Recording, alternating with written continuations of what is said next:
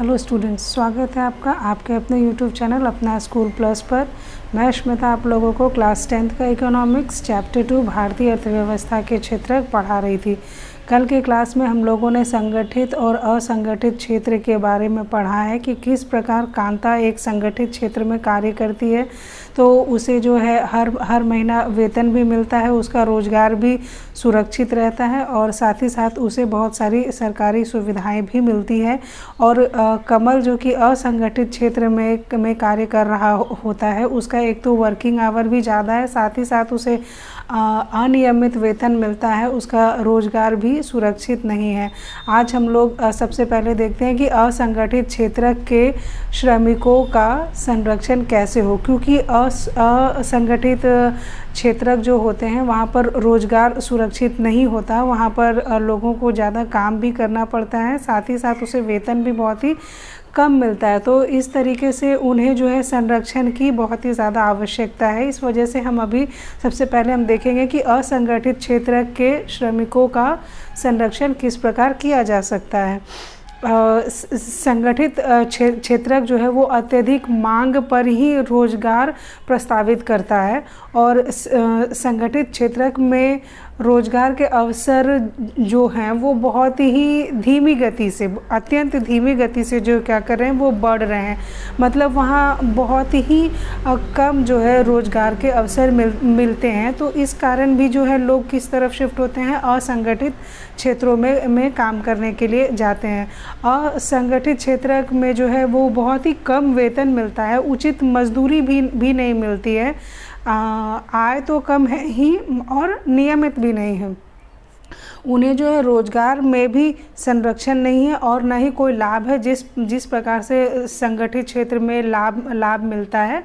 उन्हें जो भी सरकारी सुविधा हो, ये सारी चीज़ें जो मिलती है वो उसमें नहीं मिलता है, या फिर जो कंपनीज़ जो अपने एम्प्लॉयज़ को जो सुविधा देती है वो किस में नहीं मिलता, वो असंगठित क्षेत्र में नहीं मिलता। अगर हम लोग ग्रामीण क्षेत्र की बात करें तो ग्रामीण क्षेत्रों में भूमिहीन कृषि श्रमिक हो गए, साथ ही साथ छोटे और सीमांत किसान हो गए, फसल बटाईदार और कारीगर जैसे बुनकर हो गए, लोहार हो गए, बढ़ई हो गए, ये सब जो लोग हैं वो इन्हीं सभी लोगों से ग्रामीण क्षेत्रों में क्या बनता है, असंगठित क्षेत्र बनता है।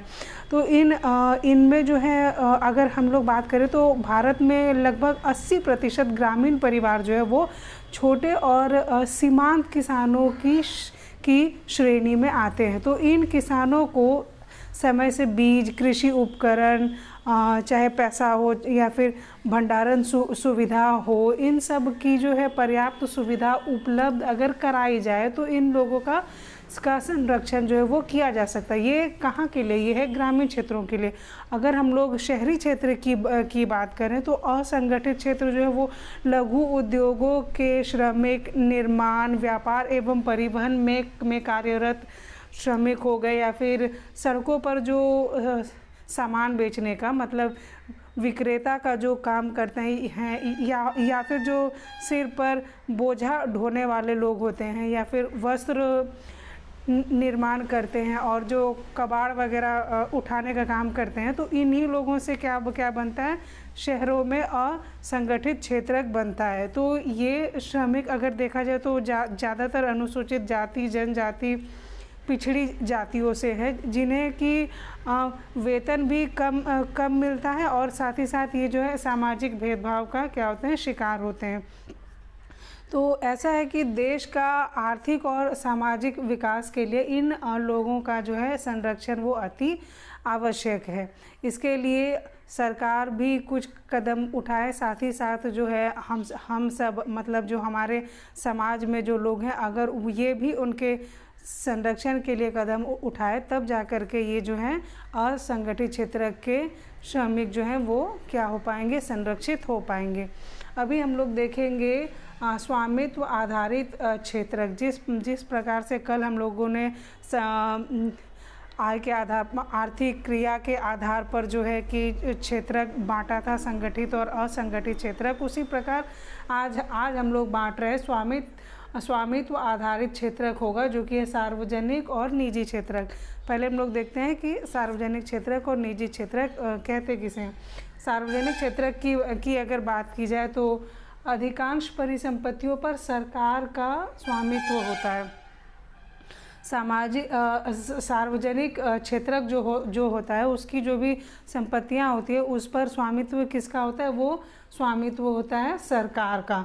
अगर निजी क्षेत्रक की बात करें तो निजी क्षेत्रक पर जो है परिसंपत्तियों पर जो है स्वामित्व और सेवाओं के वितरण की जिम्मेदारी एकल व्यक्ति या कंपनी के हाथों में होता है। जहां पर सार्वजनिक क्षेत्र में हम देखते हैं कि जो भी संपत्ति होती है उसका अधिकार जो है वो सरकार के हाथों में होता है। वहीं अगर निजी क्षेत्र की बात की जाए तो जो संपत्ति हो गई और उस पर जो स्वामित्व का अधिकार है और जो सेवाओं के वितरण की जिम्मेदारी है वो किसी एक व्यक्ति की होती है या तो फिर कंपनी के हाथों में होती है। सार्वजनिक क्षेत्र में जो है सरकार ही सभी सेवा उपलब्ध कराती है। जिस प्रकार निजी क्षेत्र में जो है सभी सेवाएं जो है वो निजी कंपनी या फिर वो जो एकल व्यक्ति की जो कंपनी है वही वो सेवा जो है उपलब्ध कराती है। लेकिन ये जो है सार्वजनिक क्षेत्र में जो है कौन कराते हैं, सरकार ही सभी सेवाएं उपलब्ध कराती है। एग्जाम्पल के तौर पर अगर हम देखें सार्वजनिक क्षेत्र का तो वो हो गया जैसे रेलवे, डाकघर, सड़क, पुल, बिजली, बांध आदि से सिंचाई की सुविधा उपलब्ध कराना। ये सब क्या हुआ, ये सब सार्वजनिक क्षेत्र के उदाहरण हैं, क्योंकि ये सारी चीज़ों तक जो है हमारी पहुंच कौन करवाता है, ये सरकार हमारी पहुंच करवाते हैं। और जो है कि ये सारी सेवाएं हमें कौन उपलब्ध कराता है, ये हमें सरकार उपलब्ध करवाती है। इसका अगर हम लोग निजी क्षेत्र का उदाहरण देखें तो ये हो गया हमारा Tata iron and steel company, टेस्को हो गई, या फिर ये रिलायंस इंडस्ट्रीज़ लिमिटेड हो गई। ये सारे जो है इन सब का जो है स्वामित्व जो है वो एकल व्यक्ति के पास है और ये जो है कंपनी के रूप में कार्य करती है। ये क्या है, ये निजी क्षेत्र के उदाहरण है। निजी क्षेत्र के जो गतिविधियां हैं, मतलब निजी क्षेत्र में जो भी कार्य किया जाता है उसका उद्देश्य क्या होता है, लाभ कमाना। किस तरीके से अधिक लाभ कमाया जा सके। और यहाँ पर हमें सेवाएं प्राप्त करने के लिए, जैसे ये सारे कंपनीज हो गए, यहाँ पर हमें सेवाएं प्राप्त करने के लिए इन एकल स्वामियों और कंपनियों को भुगतान करना पड़ता है। निजी क्षेत्र में जो भी कंपनियां होती है उन सबसे अगर हम सेवा लेते हैं तो उसके बदले हमें जो है क्या करना पड़ता है, सेवाओं का भुगतान करना पड़ता है, हमें पे करना पड़ता है। और वही अगर हम सार्वजनिक क्षेत्र की बात करें तो इसमें क्या होता है कि इस क्षेत्र का उद्देश्य केवल लाभ कमाना नहीं होता। जैसे निजी क्षेत्र का उद्देश्य केवल लाभ कमाना होता है तो सार्वजनिक क्षेत्र का उद्देश्य केवल लाभ कमाना नहीं होता है। इसमें जो है सरकार भी अपनी तरफ से कुछ खर्च करती है, कुछ हम लोगों को भी इसमें देना पड़ता है। तो हम क्या देख रहे हैं कि सरकार सेवाओं पर किए गए खर्च की भरपाई टैक्स या अन्य तरीकों से करती है। सरकार जो है जो भी सेवाएं, जैसे ये हो गई रेलवे हो गया, डाकघर, या फिर इस तरीके की जो भी सेवाएं हैं जो कि सार्वजनिक क्षेत्र की सेवाएं हैं, इस पर जो है कि जो खर्च होता है सरकार वो कहाँ से पे करती है, वो जो हम लोग जो टैक्स पे करते हैं वहीं से उसकी भरपाई की जाती है या फिर अन्य तरीक़ों से उसकी भरपाई की जाती है। कि कुछ पैसे जो है वो सरकार पे करती है और साथ ही साथ कुछ अमाउंट जो है वो हम लोगों को भी पे करना पड़ता है। लेकिन वही अगर निजी क्षेत्र की बात की जाए तो यहाँ सुविधा लेने के लिए हम जो है कि जो भी अमाउंट होगा वो पूरा का पूरा हम ही पे करेंगे। और यहाँ होता है कि कुछ अमाउंट हमें पे करना रहता है और कुछ अमाउंट जो है वो क्या है, सरकार पे करती है। और सरकार वो अमाउंट कहाँ से निकालती है, जो हम लोग जो टैक्स पे करते हैं उसी में से निकालती है। ऐसी चीज़ें जिनकी आवश्यकता समाज के सभी लोगों को होती है उनका भारी व्यय सरकार उठाती है और लोगों को सुविधा देती है। ऐसी चीज़ें जैसे इन सब चीज़ों की बात करें, जैसे रेलवे हो गई, सड़क हो गई, पुल हो गई, ये सब अगर निजी क्षेत्र ये सब अगर हमारे लिए बनाते हैं तो क्या होगा कि जो भी खर्च इन सब के निर्माण में आएगा वो पूरा का पूरा निजी क्षेत्र वाले क्या होंगे, वो लोगों से ही वसूलेंगे। लेकिन और जो है कि इनका कॉस्ट भी जो है वो बहुत ज़्यादा होगा, जो कि आम लोगों के लिए शायद अफोर्डेबल ना हो सके हर किसी के लिए। तो क्या करती है कि सरकार देखती है कि ऐसी कौन सी चीज़ें हैं जो कि लोगों के जो कि मैक्सिमम लोगों के लिए बहुत ही ज़्यादा आवश्यक है, वैसी चीज़ों पर क्या उन सभी चीज़ों का जो भी बहुत ही ज़्यादा जो खर्च होता है वो कौन वहन करती है, वो सरकार वहन करती है और लोगों को क्या देती है, सुविधा देती है।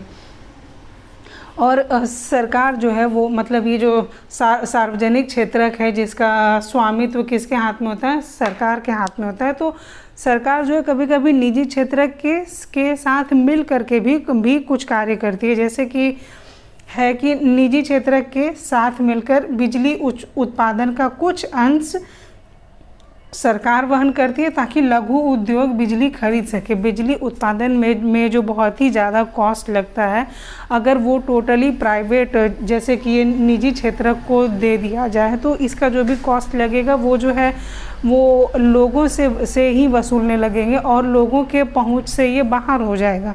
तो इसलिए क्या होता है कि ये सब बिजली उत्पादन जैसी चीज़ों में जो है कुछ अंश जो है कॉस्ट का वो कौन वहन करती है, वो करती है सरकार।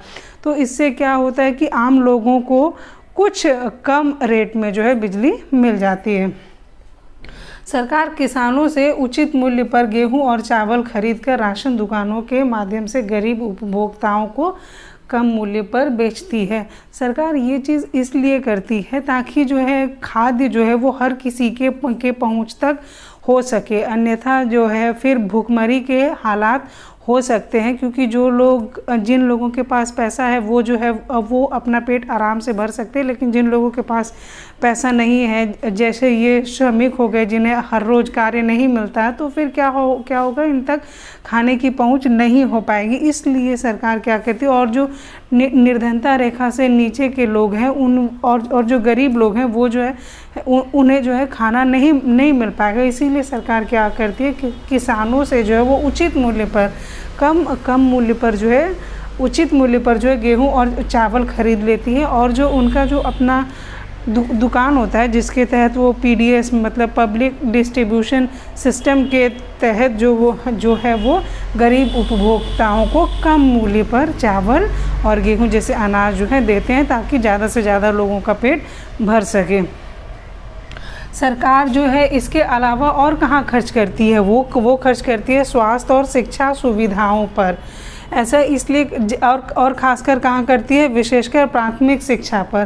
प्राथमिक शिक्षा पर इसलिए करती है क्योंकि जो है कि भारत में ही निरक्षरों की संख्या विश्व में सबसे अधिक है। ये जो एक आंकड़ा है कि भारत में निरक्षरों की संख्या विश्व में सबसे अधिक है, तो फिर ये अगर टोटली प्राइवेट सेक्टर के हाथ में मतलब निजी क्षेत्र के हाथ में दे दिया जाए तो जो गरीब तबके के लोग हैं वो ये कॉस्ट वहन नहीं कर पाएंगे और प्राइवेट स्कूल्स में अपने बच्चों को नहीं पढ़ा पाएंगे। तो सरकार क्या करती है, स्पेशली प्राथमिक शिक्षा के लिए जो है वो अपने तरफ से स्कूल्स बनवाती है ताकि जो है कि बच्चे जो है वहाँ जा कर के पढ़ सके। और ये जो भारत में जो निरक्षरों की संख्या विश्व में सबसे अधिक है, इसमें क्या आ सके, कमी आ सके। इसके अलावा सरकार जो है वो स्वास्थ्य सुविधाओं पर भी खर्च करती है। जैसे हमारे देश में जो गरीब तबके के लोग हैं उसमें मैक्सिमम जो है वो क्या होते हैं, कुपोषण जैसे शिकार होते हैं, कुपोषण के शिकार हो जाते हैं मैक्सिमम बच्चे। तो इनके लिए भी क्या है कि सरकार जो है बहुत सारी स्वास्थ्य सुविधाएं देती है, और सरकार जो है वो स्वास्थ्य और शिक्षा सुविधाओं पर व्यय इसलिए करती है ताकि जो है कि हर तबके के लोग, चाहे वो गरीब हो चाहे अमीर हो, हर कोई की पहुंच में शिक्षा और स्वास्थ्य सुविधाएं हो सके। सरकार मानव विकास के पक्षों जैसे सुरक्षित पेयजल की उपलब्धता, निर्धनों के लिए आवासीय सुविधाएं और भोजन में पोषण पर भी व्यय करती है। ये सरकार जो है इन सब के अलावा और भी जैसे मानव विकास के जो पक्ष हैं, जैसे हर किसी को सुरक्षित पेयजल मिलना चाहिए, निर्धनों के लिए आवासीय सुविधा हो, हर किसी के भोजन में पोषण हो, इन सब चीज़ों पर भी सरकार व्यय करती है। वो इसलिए व्यय करती है क्योंकि आम लोग जो है या फिर जो हमारा जो मैक्सिमम पॉपुलेशन है ये जो है कि ये सारी चीज़ें जो है वो अफोर्ड नहीं कर सकती, और अगर निजी क्षेत्र के हाथ दे दिया जाए तो ये इनके लिए और भी अफोर्डेबल नहीं रह जाएगा। इसलिए जो है सरकार जो है ये अपने देश के जनता की भलाई के लिए और सभी लोगों तक पहुंच में सुविधाएं जा सके, सबका विकास हो सके, इसलिए जो है सरकार क्या करती है, व्यय करती है। आशा है कि आज का क्लास आप लोग समझ पाए होंगे। मिलते हैं कल हम लोग इसके आगे के टॉपिक्स के साथ। तब तक आप हमारे चैनल पर बने रहिए। धन्यवाद।